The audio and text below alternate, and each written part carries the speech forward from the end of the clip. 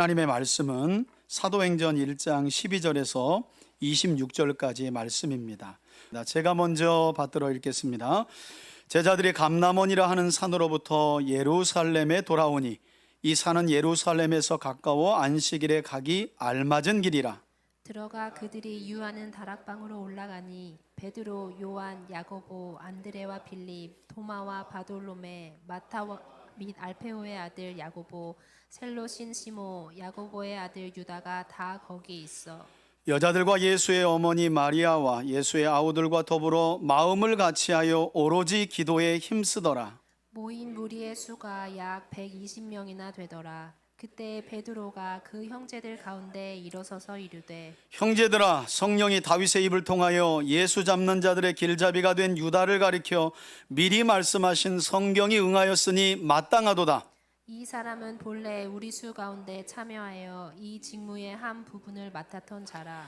이 사람이 불의의 삭스로 밭을 사고 후에 몸이 곤두박질하여 배가 터져 창자가 다 흘러나온지라. 이 일이 예루살렘에 사는 모든 사람에게 알리어져 그들의 말로는 그 밭을 아겔다마라 하니 이는 피밭이라는 뜻이라. 시편에 기록하였으되 그의 거처를 황폐하게 하시며 거기 거하는 자가 없게 하소서 하였고 또 일렀으되 그의 직분을 타인이 취하게 하소서 하였도다.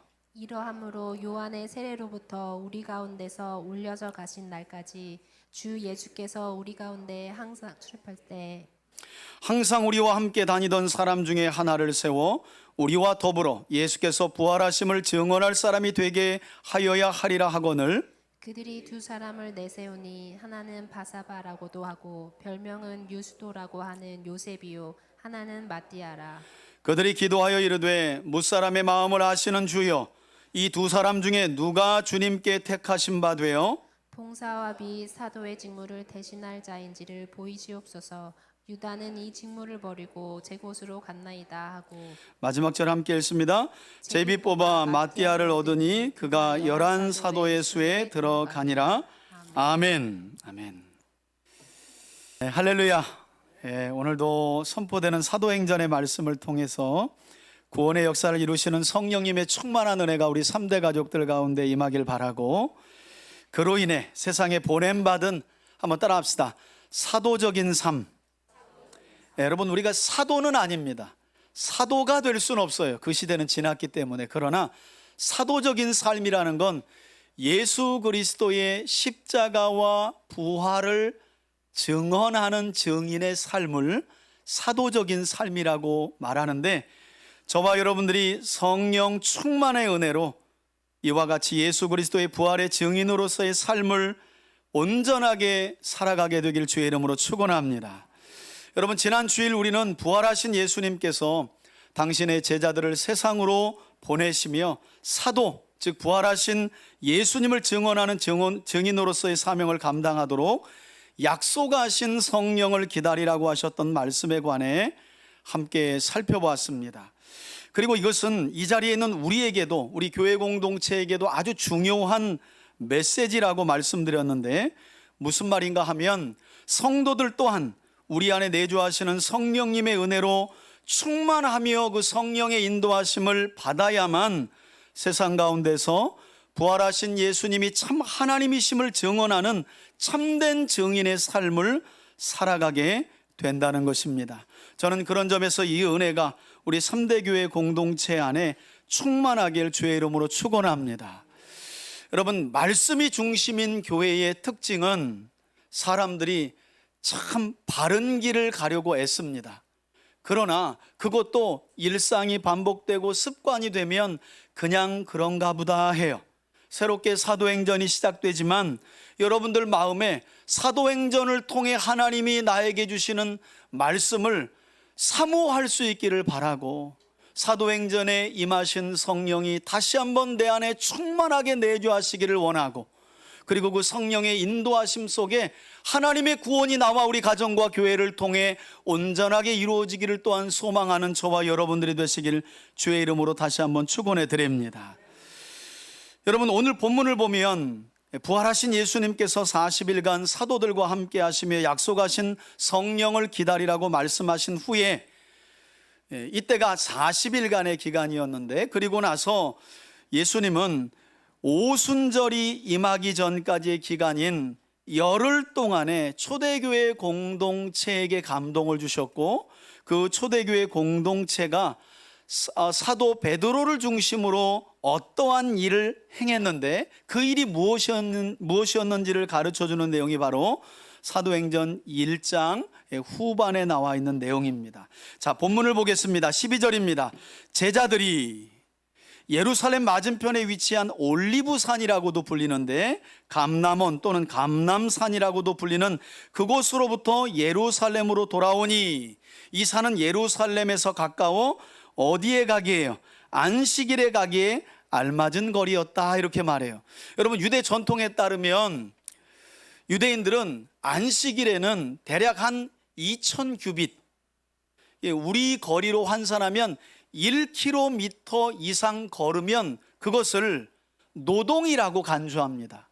그래서 유대인들의 전통에 따르면 유대인들은 안식일이 되면, 안식일이라고 하는 것은 금요일 날 해질 때부터 그 다음 날인 토요일 날 해지기까지의 시간을 의미하는데 절대로 1km 이상을 걷지 않아요. 왜? 그건 노동이라는 거예요. 그래서 오늘날까지도 정통 유대인들은 그렇게 행하고 있는데요. 지금도 여러분, 정통 유대인들은 미국 같은 데 보면, 이 유대인 커뮤니티를 보면 유대인의 회당이 있는 곳으로부터 안식일에 대략 1km 거리 안에 자기 집을 마련합니다. 그래야 안식일 날 거기 회당에 가서 하나님의 말씀을 읽고 우리로 말하면 예배를 드릴 수 있기 때문이죠. 그래서 1km, 그러니까 지금 제자들이 약속하신 성령을 기다리라고 하신 그 부활하신 예수님을 만난 그 감람산으로부터 그들이 돌아왔던 예루살렘까지의 거리가 1km 안팎이었기 때문에 안식일에 들어가기에 알맞았다라는 말씀을 하고 있는 거예요. 그리고 이어지는 13절을 보니까 그들이 어디에 모였느냐? 들어가 그들이 유하는 어디요? 다락방으로 올라가니.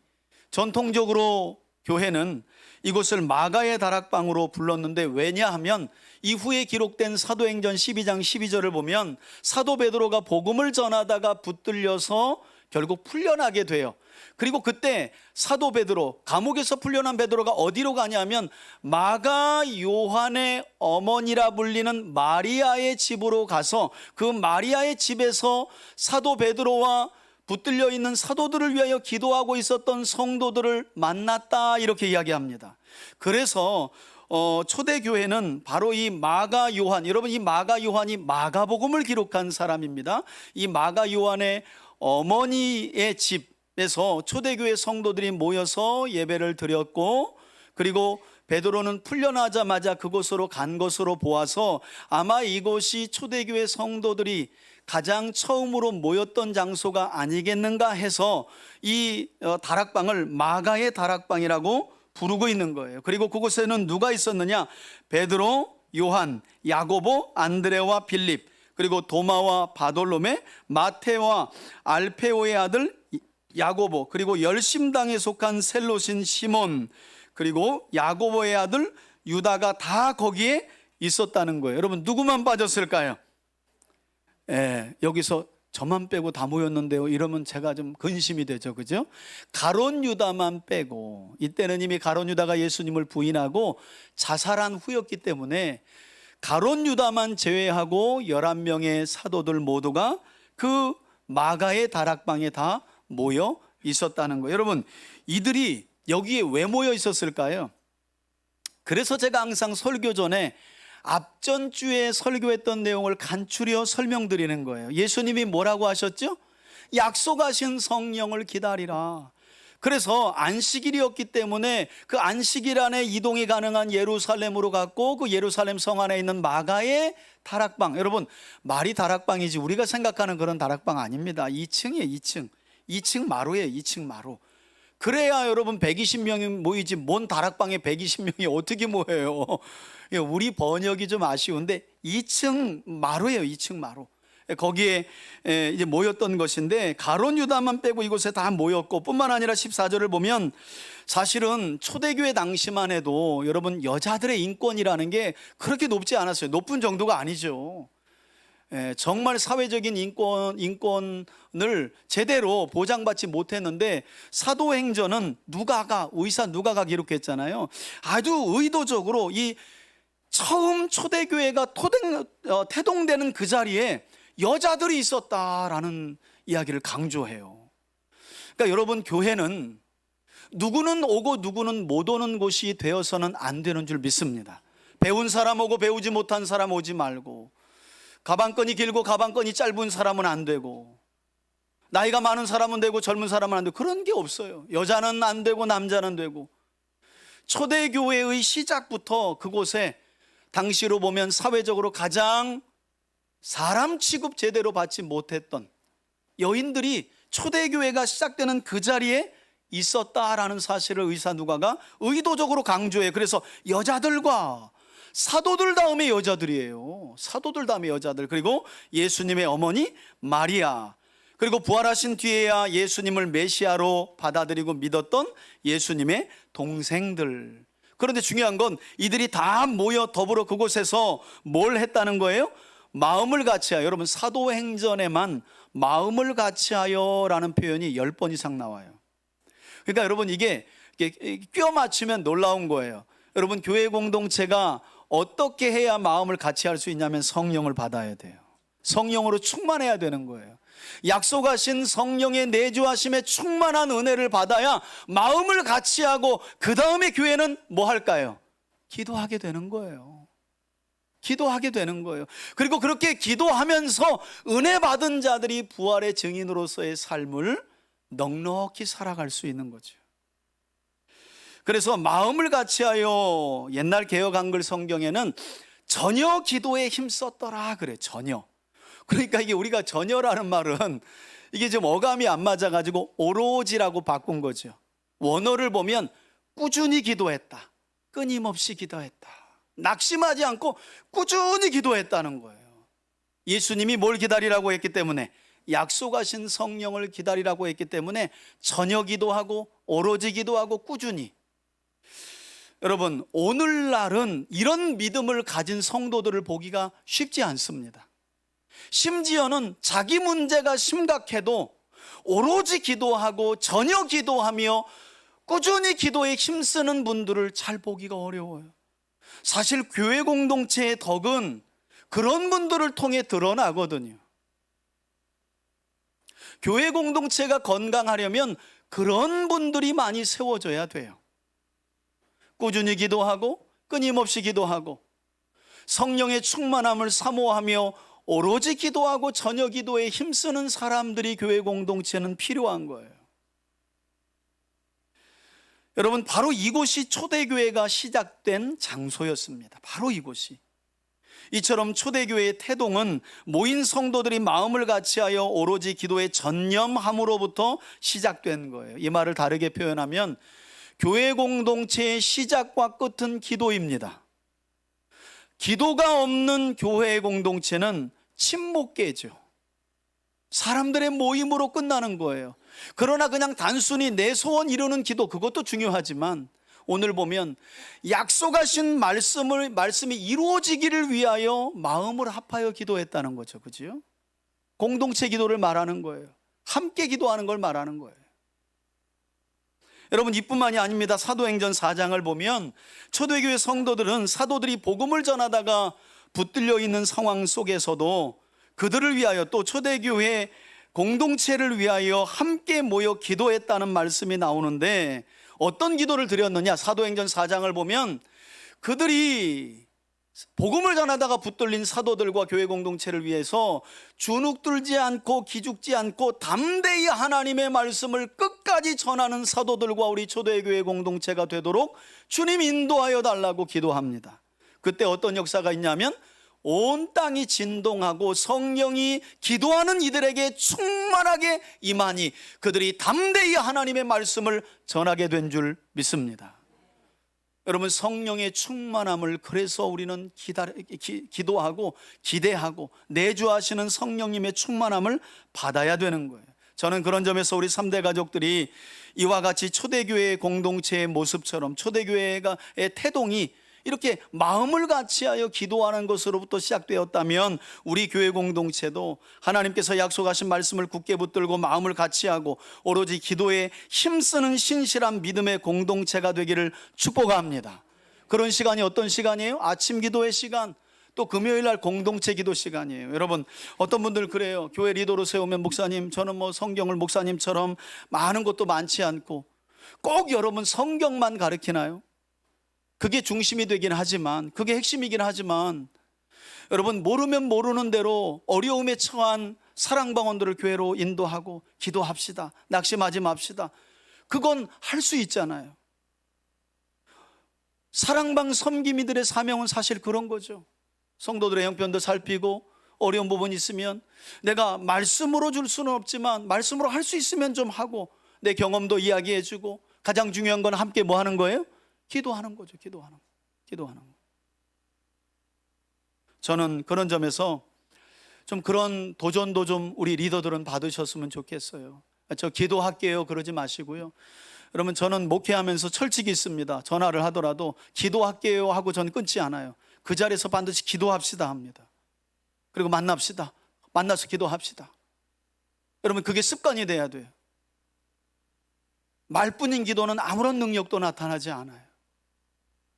자, 이렇게 마가의 다락방에 모인 사람들은 예수님의 말씀대로 약속하신 성령을 기다리며 오로지 기도에만 전념하고 있었는데, 이때 하나님은 베드로를 통해, 사도 베드로를 통해 어떤 일을 진행하셨느냐. 15절 한번 보시겠어요? 이렇게 모인 무리의 수가 몇 명이었다고요? 120명이었다는 거예요. 여러분, 의심하지 마세요. 진짜 120명이 이 자리에 있었습니다. 실제 사도들의 수와 또 그곳에 예수님의 공생의 기간 함께했던 여인들, 예수님의 어머니, 그리고 그 외에 이름 없는 자들이었지만 초대교회의 시작은 이처럼 120명이 마가의 다락방에 모여 약속하신 성령을 기다리면서 시작이 된 거예요. 그런데 한 가지 우리가 좀 기억하면 앞으로 성경을 읽어가면서 유익한 부분이 있어요. 그게 뭐냐면 성경의 용례입니다. 여러분, 10이라는 숫자, 그리고 10 또는 1000, 만이라는 숫자의 도합은 항상 상징적인 무엇인가를 의미해요. 무슨 말인가 하면 10이라는 숫자는 성경 안에서 구원받은 하나님의 사람들을 상징하는 숫자가 바로 12입니다. 12. 그리고 거기에 10이라는 숫자, 완전수인 10을 곱하면 120이라는 숫자가 나오는데, 그러면 구원받은 완전한 하나님의 백성을 상징하는 수가 바로 120이라는 숫자가 나오는 거예요. 바로 여기에서 우리가 궁금한, 늘 이단들이 오용하고 잘못 사용하여 사람들을 미혹하는 14만 4천이라는 수가 바로 여기에서 나오는 거예요. 왜냐하면 요한계시록에 나오는 14만 4천이라는 수는 구약 시대에 구원받은 사람들의 숫자를 상징하는 12와 신약 시대에 구원받은 사람들을 상징하는 10이라는 숫자와 완전수인 1000을 곱하면 14만 4천이 나오기 때문이죠. 그래서 흔히들 우리가 이야기하는 뭐 하나님의 교회라든지 여호와의 증인들이라든지 이단들이 꼭 얘기하는 게 뭐예요? 14만 4천의 수에 들어야 한다. 그러면 요한계시록 그 뒤에 나오는 그 뒤에 허다한 무리는 어떻게 할 거예요? 그러면 14만 4천이라는 수를 숫자적으로 해석하면 그 이단으로 빠질 수밖에 없는 거예요. 그런데 그 숫자를 딱 정하고 우리 모임에, 우리 단체에 들어와야만 14만 4천이 되는 것이고, 그래야 구원받는다. 이게 잘못된 교리들이죠. 10이라는 숫자는 구원받은 성도들의 수를 말하고, 거기 10이나 1000이나 많은 완전 수를 말해요. 그래서 이 12와 관련된 상징적인 숫자들은 하나님의 완전한 구원을 받은 성도들을 가리키는 거예요. 여러분, 별로 여러분들이 그렇게 이렇게 얼굴 보니까 나는 거기 없겠지 하는 얼굴로 앉아 계셔가지고 여러분, 이 구원받은 완전한 주의 백성들의 숫자에 저와 여러분들이 포함되어 있는 줄 믿습니다. 그래서 이 초대교회가 왜 하필이면 100도 아니고 110도 아니고, 그것도 이름을 다 나열한 것도 아닌데 그 수가 120이라고 왜 성경을 이야기하는지, 그리고 그 뒤에 나오는 숫자를 보면 뭐 12, 120, 그리고 이런 숫자가 상징적으로 상당히 많이 나와요. 단순히 문자적인 의미도 있지만 이렇게 성경의 용례가 가르쳐주는 상징적인 의미도 있다는 거예요.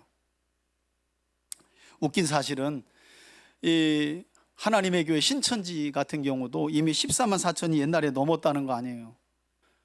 그래가지고 또 뭐라 그러냐면 다 14만 4천에 아무나 들어오는 건 아니다 또 이러는 거예요. 헌금 많이 내고 교주 말을 잘 듣는 사람이어만이 이 모임 중에 14만 4천 안에 또 들어간다 이렇게 또 바꾼 거죠. 예.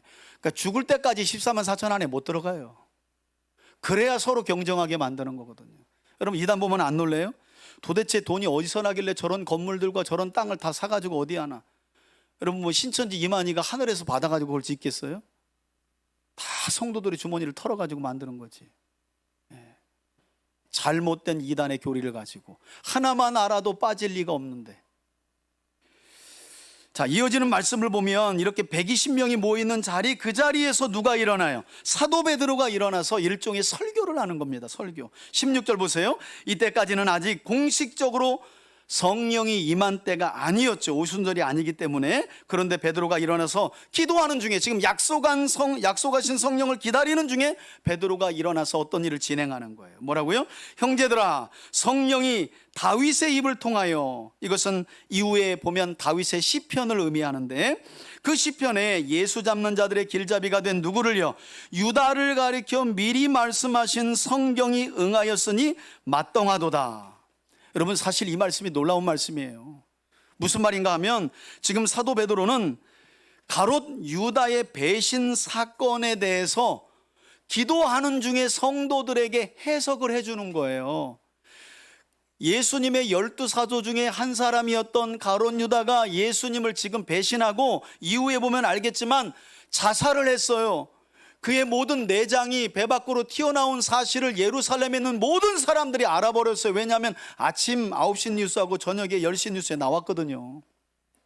그래서 모르는 사람이 없어요. 제일 심각한 건 사도들이죠.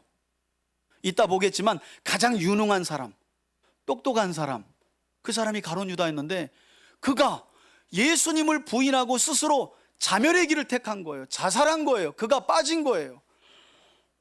그래서 이 상황 중에는 사실은 이 11사도들이 제일 혼란스러웠을 거란 말이죠. 이거 도대체 어떻게 된 거냐.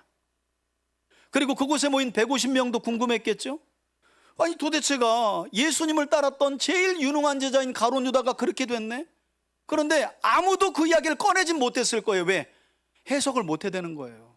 누구는 요한복음에 나와 있는 것처럼 돈에 미쳤다, 그가 워낙 욕심이 많았다, 뭐 그가 또 열심당원이었기 때문에 자기가 원하는 대로 예수가 구원을 이루지 않는 것에 불만을 갖고 은 30에 팔았다, 뭐 이런저런 내용이 있지만 해석을 못하고 있는 거예요. 그때 베드로가 뭐라 그러냐면 가롯 유다의 부인과 배신과 죽음은 구약 성경에 시편에 기록된 하나님의 말씀이 성취된 것입니다 라고 해석을 하기 시작했다는 거예요. 여러분 지난 주간에 우리가 아침 기도의 시간 요한복음을 함께 살펴보았는데, 요한복음은 다른 마태, 마가, 누가복음과 달리 예수님이 성전을 척결하신 사건을 예수님의 공생의 사역 시작 부분에 놔요. 그런데 예수님이 성전에 들어가서 장사하는 사람들의 상을 다 뒤집어 엎는 모습을 보고 놀랍게도 제자들이 그 사건을 어떻게 해석하냐면, 대부분의 유대인들은 황당해가지고 도대체 저 미친 예수가 무슨 권위로 하나님의 집에 들어와 가지고 상을 뒤엎는다는 말이냐 하고 화가 났어요. 그런데 제자들은 그 사건을 어떻게 해석하냐면, 구약에 주를 향한 열심히 자기를 삼킨다는 그 누군가를 위한 예언이 아무리 봐도 예수님 같다 하고 일어난 사건을 기록된 말씀을 적용하여 해석하기 시작하더라는 거예요. 여러분 제가 지금 아주 중요한 얘기하는 겁니다. 여러분들이 일상에서 겪고 있는 일, 삶을 살아가면서 겪고 있는 일은 절대 우연히 일어나지 않아요. 여러분 수많은 일들이 우리가 삶을 살아가다 보면 있습니다. 중요한 건 뭐냐면 그 일어난 사건과 상황에 대한 해석이죠. 많은 경우 교회를 다녀도 사람들은 이렇게 이야기해요. 왜 나만? 재수 없네? 왜 내가 뭘 잘못했는데? 우연히, 마침 이렇게 해석을 하는 거예요. 여러분 하나님 살아계십니다. 세상에 우연은 없어요. 하나님이 그냥 너 한번 고난 당해봐 하고 주시는 고난도 없어요. 반드시 하나님이 고난을 주실 때에는 그 고난 중에 우리의 믿음을 성숙해 하고 하나님께로 가까이 우리를 이끌어 마침내 그 고난 뒤에 하나님이 주시는 놀라운 은혜와 복을 하나님이 나타내시고 보여주시는 줄 믿습니다.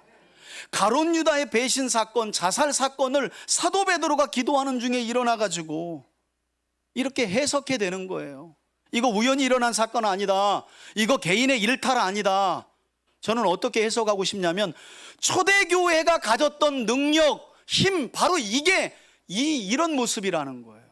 여러분, 많은 교회가 슬로건을 걸죠. 교회의 옆에다가 초대교회로 돌아가자, 초대교회로 돌아가자. 뭐 돌아가는 거예요? 베드로가 설교할 때 3,000명이 모였더라, 5,000명이 모였더라. 사람 모이는 거예요. 결국 보면 초대교회처럼 부흥하자는 거예요. 초대교회로 돌아가자는 슬로건은 그런 슬로건이 아닙니다. 내 삶과 내 가정과 또 사회적으로 일어난 현상과 사건들에 대해서 하나님이 살아계시니 우연은 없다. 그러니 성경을 열어서 일어난 현상과 사건과 문제들을 살펴보고 해석하고 적용하는 거예요. 그리고 여러분, 그런다고 다 이해가 되나요? 이해 안 되는 거예요. 그러나 하나님의 선한 말씀이 이루어질 것을 믿고 기도할 때 하나님이 그 문제를 깨닫게 하시고 고난 중에도 막막하지만 그 길을 통과하게 하시고 마침내 하나님이 예비하신 은혜와 축복의 자리에 저와 여러분들을 세우게 하시는 줄 믿습니다. 그게 여러분 믿음이에요. 그게 초대교회의 공동체가 가졌던 힘이죠. 힘. 여러분, 사람 1,000명 모이고 10,000명 모이면 뭐합니까? 일어나는 일들에, 나 개인에게 일어나는 일들조차도 늘 원망하고 불신하며 재수없게 생각하고, 왜 하나님은 나에게, 여러분, 이러면 답이 없어요. 그건 불신자와 똑같은 반응이에요. 성도는 그렇지 않죠. 하나님의 말씀을 놓고 읽어가며 해석이 되도록 하나님, 이 상황을 제가 어떻게 해석해야 됩니까? 하나님 살아계신데 세상에 우연은 없는데 왜 하나님 이런 일을 제게 주시나요? 기쁠 때도 마찬가지예요. 내가 잘해서가 아니라 하나님의 은혜지요. 그래서 약속의 말씀으로 그 상황을 해석하고 적용하며 때로는 다 풀리지 않아도 그 약속을 붙들고 기도할 때 하나님이 놀랍게 우리를 승리하게 하시는 줄 믿습니다. 여러분, 신앙생활하다 보면 이런 간증이 차고 넘쳐요. 정말이에요. 사실 여러분들이야말로 그 모든 과정을 지금도 겪어가는 사람들이잖아요. 저는 이런 모습이야말로 교회 공동체가 가져야 할 모습이고 우리가 돌아가야 할 모습이다. 교회의 힘과 능력은 기적이나 신비에 있는 것이 아니라 뭐 봤어? 뭐 체험했어? 뭘 경험했는데? 중요하죠. 신앙생활하는데 필요 없다는 얘기 아니에요. 그러나 여러분, 한번 보세요. 뭐 느낌으로 경험으로 한 사람들에게 어려움 당한 사람이 물어보면 자기 경험 얘기 또 합니다. 그리고 느낌 찾자고 자꾸 이야기해요. 방법 없습니다. 하나님의 말씀으로 돌아와야 하는 줄 믿습니다. 말씀을 가지고 상황을 해석하고 적용하고 다 풀리지 않아도 반드시 약속하신 말씀을 이루실 것을 믿고 기도할 때 하나님은 그 말씀이 하나님의 말씀임을 성취하여 보여주시는 줄 믿습니다. 그러니 낙심하지 마세요. 여러분, 아직 끝난 거 아니잖아요. 과정이지 않아요? 문제는 그 과정 중에 내가 하나님과 하나님의 약속을 포기하고 내려놓은 게 문제지, 하나님이 언제 우리 손을 언제 놓으신 일이 있나요? 지금도 하나님은 여러분들의 마음에 하나님의 말씀을 주시잖아요. 그 말씀을 붙들라고, 낙심하지 말라고, 근심하지 말라고, 다시 일어서면 된다고. 사도 베드로가 초대교회 공동체 안에서 가룟 유다의 배신이가 아무도 꺼내지 못하고 그냥 뭐 말만 오해만 많고 설레하는 그런 상황 중에서 딱 멋지게 이 상황 이런 거야 하고 하나님의 말씀을 가지고 딱 적용해요. 다른 사람들이 싹, 그런 이제 소문은 없어지는 거예요. 말씀으로. 저는 우리 교회 공동체가 이런 초대교회의 모습을 회복하는 건강한 교회 공동체가 되었으면 좋겠어요. 그래서 우리 사랑방 섬기미들도, 오늘 사랑방 섬기미들 얘기를 많이 하는데, 사랑방원들을 만나서 이야기할 때도 경험도 얘기해 주셔야 돼. 중요해요. 내 신앙 경험. 근데 여러분, 거기에 하나님의 말씀을 주고 말씀으로 해석하는 게 빠지면, 자칫 잘못하면 경험은 진리가 아니잖아요. 잘못된 위험을 빠질 수 있어요. 제가 말씀드렸잖아요. 저는 젊은 날 위내시경을 한 4번 했더니 교회를 개척한 여자 전도사님이 저에게 강대상을 3년 동안 닦으면 위병이 낫는다고. 저는 그게 이제 내가 복음인 줄 모르고 딱 머리를 굴렸는데 3년 닦다 죽으나 위병으로 죽으나. 그건 복음이 아닙니다. 경험을 이야기하는 건 좋아요. 나도 여러분, 그게 강대상을 닦아서 하나님 낫게 해주셨을까요? 그렇게라도 하나님을 붙들었으니, 하나님을 의지하였으니, 이거라도 하면 하나님이 은혜 베풀어 주실 줄 믿고 기대했으니 하나님이 거기에 응답하신 줄 믿습니다. 그런 거예요. 그래서 약속의 말씀을 주어야 되는 거예요. 여러분, 저처럼 해석할 필요 없어요.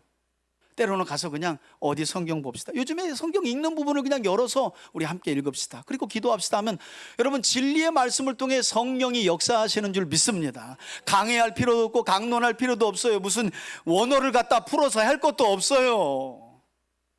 하나님의 말씀이 선포되면 진리의 성령이 그 현장에 임하시고 역사하시는 줄 믿습니다.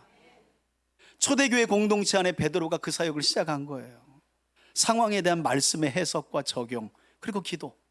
여러분, 더 볼까요? 베드로가 말을 이어가죠. 17절입니다. 이 사람 곧 가룟 유다는 본래 우리 사도의 수 가운데 함께 참여하였던 자로 이 직무의 한 부분을 맡았던 자라. 특별히 어떤 걸 맡았다고요? 예수님의 재정을.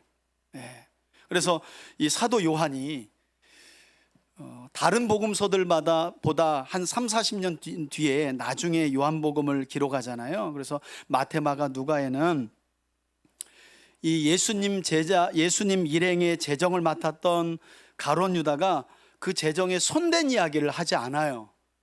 근데 요한이 이 이야기를 기록할 때는 가룟 유다가 이미 자살하고 없었던 때라 가룟 유다 이름을 딱 밝힙니다. 그리고 그가 향유 옥합을 부은 사건을 300데나리온이나 되는, 왜 이걸 아끼냐 이렇게 이야기했을 때 가난한 자에게 주지. 그런데 요한이 뭘 알았냐면, 요한은 다 알아요. 여러분, 많이 봤나 봐. 이는 그가 돈을 사랑함이라. 그는 전에 우리 재정에서 돈을 훔쳤던 자라. 이렇게 요한복음에 그냥 기록해 버린 거예요. 왜냐하면 그때는 가룟 유다가 이미 자살하고 없었던 때고 사라진 때이기 때문에. 이렇게 유능한 제자로 예수님의 일행 중에 재정을 맡아 감당했던 자라. 18절에 이 사람이 불의의 삭스로 밭을 사고 후에 몸이 곤두박질하여 배가 터져 창자가 다 흘러나온지라. 이것은 누가 봐도 하나님의 심판이 이루어졌다는 것을 이렇게 보여주는 건데요. 이어지는 19절에 이 일이 누구에게 다 알려졌다고요? 예루살렘에 사는 모든 사람들이 다 알았다는 거예요. 그러니까 여러분, 아까 말씀드린 대로 이 120명이 모인 이 마가의 다락방에서 제일 큰 이슈도 도대체가 가룟 유다의 죽음이 이거 어떻게 된 거야? 말은 못하고 그러면서 약속하신 성령을 기다렸을 거라는 거예요. 그러니 하나님이 그 문제부터 해결해 주시죠. 베드로를 세워가지고. 지금 그 과정이거든요. 다 알려졌으며 그들의 말로는 그 밭을 가리켜 가룟 유다가 자살한 그 밭, 사람들이 아겔다마, 아람어인데요, 아겔다마라고 하니 의미가 뭐라고요? 피밭이라고 불렀다는 거예요. 여러분, 마태복음에 보면 가룟 유다가 자살하고 그리고 떨어져서 배에 있는 그 창자가 튀어나와서 자살한 그곳이 후에 어떤 일이 되냐면 나그네들이 오가다가 죽으면 묻히는 공동묘지가 되었다라고 마태는 밝히고 있어요. 나그네들의 묘지가 되었다. 그리고 나서 베드로는 가룟 유다의 배신 사건에 대한 성경적인 해석뿐만 아니라 그 일어난 일을 해결하기 위한 성경 해석까지 내놓죠. 이게 중요합니다. 20절 시편 69편 25절에 기록되었으되 어떤 말씀이 있냐면 다윗이 그의 거처를 황폐하게 하시며 거기 거하는 자가 없게 하소서. 여러분, 본문을 가보면 악한 자들에 대한 다윗의 탄식이에요.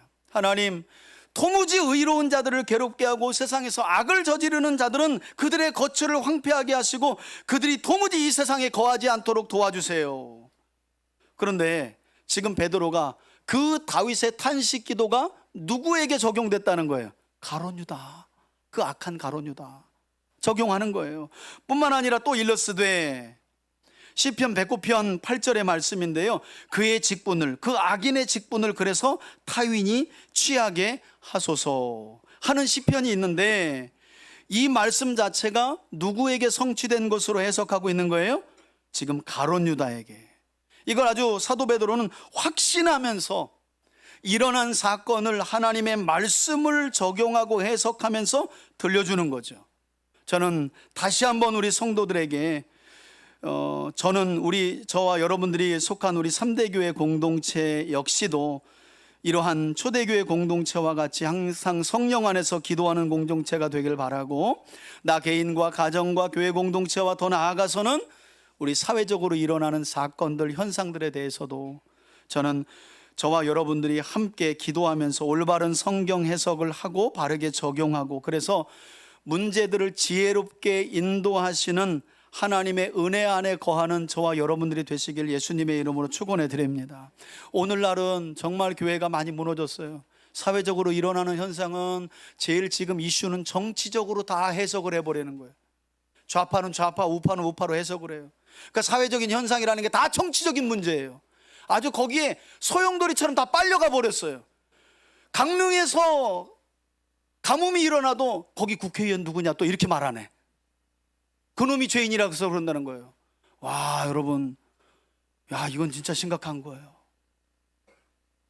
그런 분이 내 개인적으로 일어나는 사건을 정치적으로 해석하지 않겠어요?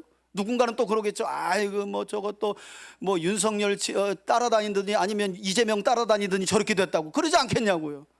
도무지 하나님의 말씀의 해석과 적용과 말씀을 붙드는 기도의 삶이 교회 안에서 사라졌어요. 특히 한국교회는. 이게 큰 문제예요. 개인적으로 일어나는 일도, 가정에서 일어나는 일도, 사회에서 일어나는 일도 전부 다 정치적인 색깔로 다 집어삼켜버리고 있어요. 그러니 성도들이 입을 닫아요. 그리고 목사들도 입을 닫아요, 여러분. 왜냐하면 한번 뭐 얘기했다가 저거 접촉이네 이러면요 오히려 말을 안 한만 못해요. 이게 지금 한국교회의 가장 심각한 상황인 거죠. 그런 점에서 오늘 초대교회의 태동을 보면 가룟 유다의 배신 사건에 대한 것은 하나님의 말씀이 이루어진 거다라고 말씀을 가져와서 사건을 해석하고, 그러면 이 빈자리를 어떻게 해야 될 것이냐라는 것도 역시 시편을 가져와 가지고 그 직분을 타인이 취하게 하소서 하고 그 옛날 다윗이 예언하지 않았냐, 이 말씀이 가룟 유다에게 응한 것이다. 그러니 우리는 기도하고 새로운 사람을 선출하면 된다 하고 지금 120명의 성도들을 베드로가 말씀을 적용하며 일어난 사건을 해석하고 이끌고 있는 거예요. 여러분, 저는 우리 3대 교회 공동체가 이렇게 바른 말씀을 적용하고 해석하는 방향으로 한 마음이 되어서 나아갈 수 있기를 축복합니다. 개인의 경험도 아닙니다. 어떤 신비적인 느낌도 아닙니다. 뛰어난 누군가의 말도 아닙니다. 우리는 하나님의 말씀만 쫓고 그 말씀이 가르치는 대로만 나아갈 수 있기를 주의 이름으로 축원해 드립니다. 그러면 해석은 반드시 되어집니다. 그래서 제가 사실 저도 근래에 뉴스를 못 보다가 그 지난 주일날 저녁에 뉴스를 검색하다 강릉 그 이야기를 들었어요. 그리고 바로 카톡에 올린 거예요. 여러분, 성경에서의 가뭄은 항상 하나님이 빨간불 경고를 하실 때 주시는 거잖아요. 우리 지역은 아니면 됐다, 진짜 그렇습니까 여러분? 그런 게 아니잖아요. 강릉은 남의 나라가 아니잖아요. 우리나라잖아요. 그럼 우리나라의 한 지역에 가뭄이 있다는 건 하나님이 우리의 죄를 다루신다는 건데, 그런 마음이 성도들에게는 오늘날 없다는 거예요. 또 정치적인 문제로 또 접근하고, 아유 이건 타 지역이지. 여러분, 이건 온전한 그리스도의 믿음을 가진 해석이 아니라니까요. 말씀을 가지고 적용하는, 내 죄처럼 얘기고 우리 죄처럼 얘기고, 그래서 그들을 위해서 기도하는 거죠. 역대하 7장 14절에 내 이름으로 일컫는 내 백성이 자기 죄에서 돌이켜 하늘의 하나님을 찾고 구하면 하나님이 그 땅을 치유하시고 고치시고 멀리 떠나간 백성이라도 돌아오게 하신다는 그 약속을 붙들고 우리가 기도해야 되는 겁니다. 기도해야 되는 겁니다. 자, 그리고 이어지는 말씀을 보면 베드로는 가룟 유다를 대신할 새로운 제자를, 사도를 택하기 위한 조건도 설명하죠. 뭐라고요? 이러므로 21절에 요한의 세례부터, 즉 예수님의 공생의 사역 초기부터 우리 가운데서 올려져 가시는 날까지, 곧 부활 승천하시기까지 주 예수께서 우리 가운데 오가실 때에 항상 우리와 함께하던 사람들 중에, 이 사람이 누굴까요? 부활의 목격자를 얘기하는 거죠. 예수님의 십자가 사건과 부활을 목격한 사람 중에 하나를 세웁시다. 그리고 그를 세우는 목적이 뭐라고요? 우리와 더불어 예수께서 부활하심을 증언할 사람이 되게 하여야 하리라. 교회의 일꾼은 내가 교회 이 정도 다녔으니까 이 직분 내 거다. 여러분, 이런 게 아니에요. 교회의 직분을 사모하는 건 부활의 증인된 삶을 더욱 힘써 살고자 할 때 직분을 취하는 거예요. 교회는 그런 자들에게 직분을 줘야 되는 거예요. 베드로는 명확하게 말합니다. 왜 가룟 유다의 빈자리를 채워야 하는지, 부활의 증인의 수를 채워야 하기 때문에. 그리고 이 이야기 때문에 결국 여러분 그 자리에 아까 보니까 누가 있었어요? 이거 여러분, 이거 한국 땅 같잖아요. 이 사도의 이후에 보면 마띠아가 뽑히잖아요. 이 자리에 누가 들어갔을까요? 감이 안 오세요? 예수님의 친동생들 중에 하나가 들어가는 거예요. 예, 우리가 남이가 그래도 사도 자리는 예수님의 친동생이 낫지 뭘 누구를 얘기하냐고. 그래도 동생인데. 그런데 사도 베드로가 뭐라 그래요? 안 된다는 거죠. 예수님의 공생의 초기 사역부터 그분의 부활까지 그 자리에 함께 있고 우리와 그동안 함께 했던 자들이어야만이 그 자리를 채울 수 있다는 거예요. 여러분, 이 조건 안 내서면 여기서 또 예수님의 동생 4명 중에 이제 선출하고 후보에 줄 서고 난리가 났을 거예요, 아마. 못 뽑아요, 못 뽑아. 그래서 부활의 목격자 중에 있어야 된다. 왜? 예수님의 제자들은 예수님이 돌아가시고 나서 부활하신 후에야 예수님을, 자기 형 예수님을 메시아로 받아들였거든요. 그 중에 하나가 우리 신약성경 저 끝에 야고보서를 쓴 야고보라고 우리 전해지고 있죠. 자, 그리고 이렇게 베드로의 설명이 끝납니다. 그곳에 모인 120명의 성도들은 두 사람을 복수로 선택을 해요. 이 과정이 또 중요합니다, 여러분. 두 사람을 복수로 선택하는데 그들이 누구였느냐? 23절입니다. 그들이 두 사람을 선출했는데 하나는 뭐라고요? 바사바라고도 하고, 여러분 이 바사바라는 말은 바르 샤바트예요. 샤바트는 안식일입니다. 바르라는 말은 아들이에요. 아무리 봐도 이 유수도라고 하는 요셉은 어머니가 안식일에 낳은 것 같아요. 안식일에. 그래서 바르 샤바트라는 말은 안식일에 낳은 아들이다, 이런 뜻이거든요. 요 요셉이라는 사람이 하나 있고 또 다른 사람은 누구라고요? 하나는 마띠아라. 여러분, 그런데 전승에 따르면 마띠아보다는 요셉에 관한 전승이 조금 더 유명해요. 나중에 마띠아가 선출되지만 이 요셉은 어떤 전승이냐면 교회 안에서 복음을 전하다가 뱀의 독을 마신 일이 있는데 그가 무사했다는 아주 유명한 일화가 있어요.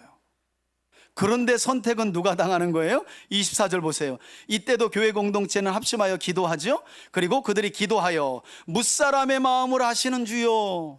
이 두 사람 누구요? 요셉과 마띠아 중에 누가 주님께 택하신 바 돼요? 여러분 거기 한번 밑줄 쳐보셔야 돼요. 누가 주님께 택하신 바. 여러분 이 과정이 뭐예요? 지금 가룟 유다의 배신한 빈자리를 채우는데 두 사람의 복수를 교회 공동체가 선출하여 올리지만 결정은 누구 보고 하라는 거예요? 그게 중요한 거예요, 여러분. 교회 안은 담임 목사 혼자 모든 걸 결정하고 그런 게 아닙니다, 여러분.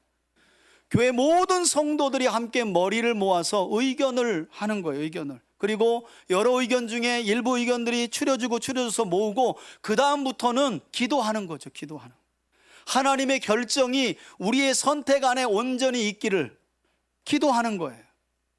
초대교회 공동체는 바로 이렇게 아름다운 모습을 보여요. 선택은 우리가 하여 올리지만 최종 결정은 누가요? 하나님이. 그러면서 하는 말이 있죠. 25절 봉사와 및 사도의 직무를 대신할 자를 우리에게 보여주시옵소서. 주님, 요셉입니까? 마띠아입니까?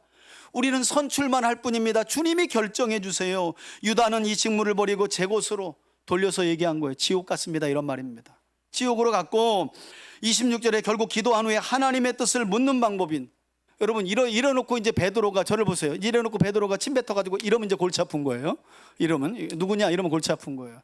구약으로부터 하나님의 뜻을 묻는 방법이 있는데 그게 제비뽑기입니다. 일종의 주사위예요.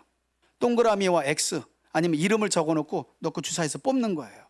이거는 구약 시대부터 하나님의 뜻을 묻는 아주 중요한 방법이었어요.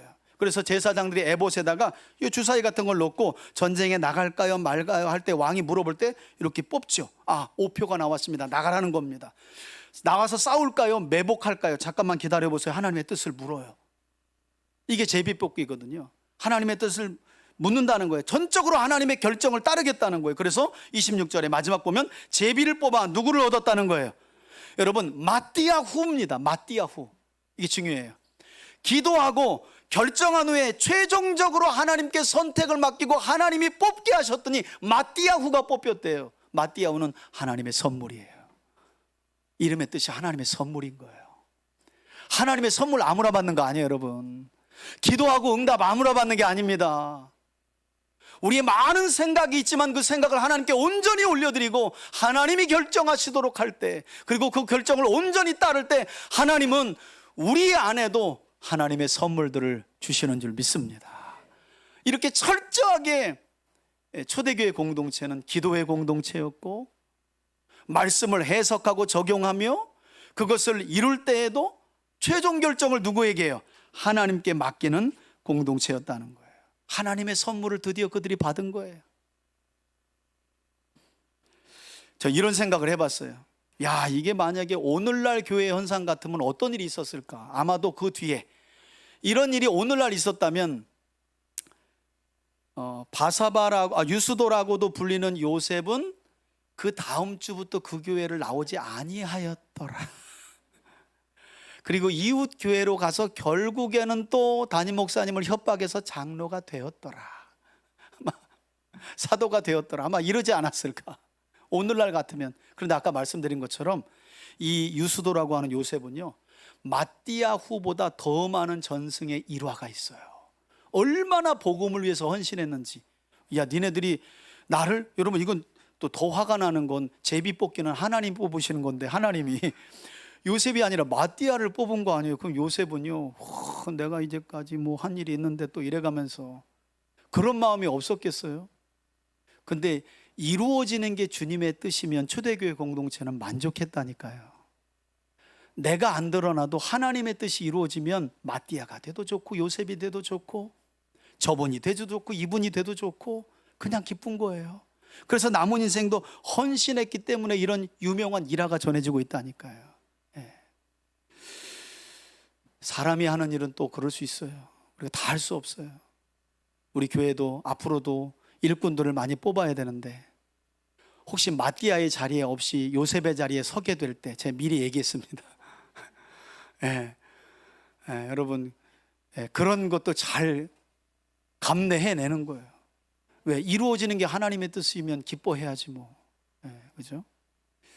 여러분, 오늘 본문을 통해 초대교회가 태동하게 된 배경과 그들이 자신들에게 일어난 문제를 놓고 어떻게 그 문제를 해결해 나갔는지가 너무나 명확하게 보이죠? 오늘날 우리 교회 모습은 어떤지 한번 돌아보게 되죠? 초대교회 성도들은 시작부터 이처럼 오로지 마음을 같이하여 함께 기도하는 공동체였고, 그들은 자신들에게 일어난 알 수 없는 문제를 두고 기도하면서 그 문제를 오롯이 하나님의 말씀으로만 해석하고 적용하며 마침내 해결책을 찾았다는 거예요. 그래서 그들은 하나님의 선물이라는 마띠아를 새로운 사도로 얻게 된 거죠. 저는 설교를 준비하면서 구약시대의 대표적인 한 사건이 떠올라요. 열왕기상 17장에 보면 오므리 왕조 아합 시대, 이세벨 시대에 하나님이 북이스라엘에 3년 반이나 비를 안 내려주었던 적이 있었습니다. 그의 제자인 엘리사 때는 7년 동안이나 비를 안 내렸어요. 여러분, 레위기 26장과 28장만 폈어도 그 시대는 그렇게 오랜 기간 가뭄으로 시달리며 고통당하지 않았어도 됐어요. 그걸 선지자가 이야기합니다. 엘리야와 엘리사가 하나님으로, 하나님의 말씀으로 돌아가야 합니다. 가뭄과 기근, 하늘을 노처럼 만들고 땅을 철처럼 만드는 건 하나님의 징계입니다. 그래도 안 들은 거예요. 레위기에 보면 너희가 내 언약으로부터 귀를 돌려서 내 말을 듣지 않고 불순종하면 내가 하늘을 철과 같이 땅을 녹과 같이 만들어 가뭄과 기근을 줄 것이다, 이 말씀을 했거든요. 그 말씀을 엘리야가 적용한 거예요. 해석해 준 거예요. 그런데 오므리 왕조 아합은 재수가 없어서 3년 반이나 비가 안 온 거겠지. 특히나 저 엘리야라는 놈이 재수가 없어가지고 뭐 하나님 말씀 안 들으면 비가 안 온다고 했는데 진짜 비가 안 내리는 거예요. 그러니까 저놈 저 입을 틀어막아야 된다고. 그래서 3년 반이나 많은 사람들이 죽어나갔어요. 엘리사 때는 7년이나 많은 사람들이 죽어나갔어요. 여러분, 지금도 그렇지만 어지간히 먹고 살 사람들은요, 기근하고 경제적으로는 어려워도 다 살아요. 항상 죽어나가는 건 사회적인 빈곤층이에요. 어려운 사람들 다 죽어나가는 거예요. 그래서 눈 하나 깜짝 안 해요. 선지자가 말씀에 대한 해석과 상황에 대한 해석을 해주고 있는데도 안 들려요. 그런데 초대교회 공동체는 그렇게 하는 거죠. 일어난 사건과 현상에 대해서 하나님의 말씀을 가지고 적용하는 거예요. 여러분, 우연은 없습니다. 선하시고 절대적이신 하나님을 신뢰하세요. 지금은 너무 캄캄해가지고 답도 안 보이고, 야, 이 터널을 어떻게 통과하나. 그렇죠. 여러분, 믿음의 사람들이 다 그 과정을 통과한 거 아세요? 막막하죠. 이 3년 뒤라도 뭐가 되겠다는 약속이라도 주면 지금이라도 뛸 것 같아. 여러분, 인생은 그런데 그렇지 않아요. 그때 필요한 게 뭐냐면 살아계신 하나님과 말씀하신 약속을 성취하시는 하나님에 대한 믿음과 신뢰와 확신인 줄 믿습니다. 그러면 반드시 되게 돼 있어요. 하나님이 그렇게 하십니다. 사도 베드로의 역할이 바로 그거였어요. 저는 우리 3대 교회가 다시 한번 초대교회 공동체처럼 마음을 같이하여 함께 기도하는 공동체로 세워지기를 바라고, 무엇보다도 나와 우리 가정과 교회뿐만 아니라 세상에서 일어나는 여러 일들과 현상들에 대해서 이제는 더 이상 세상적인 기준이나 해결 방법을 따르는 것이 아니라 오직 하나님의 말씀을 기준 삼아 그 문제를 파악하고 해석하며 바르게 적용함으로 해결함으로써 마침내 선하신 하나님의 뜻을 온전히 이루어가며 형통하고 거룩하며 복된 삶을 살아가는 저와 여러분들이 되시길 예수님의 이름으로 축원합니다. 이제는 우리 주 예수 그리스도의 은혜와 하나님 아버지의 사랑과 성령의 교통하심이 초대교회 공동체의 태동과 그들이 자신들에게 일어난 문제들을 어떻게 해석하고 적용하며 마침내 말씀을 적용하여 해결하였는지를 본받아 개인과 가정과 교회 공동체 안에서 그와 같은 믿음으로 살아가기를 다시 한번 소원하고 결단하는 우리 교우들 머리 위에 저들의 가정과 기업과 우리 교회와 이 나라와 이 민족과 한국교회 위에 이제로부터 영원토록 함께 계실지어다. 아멘.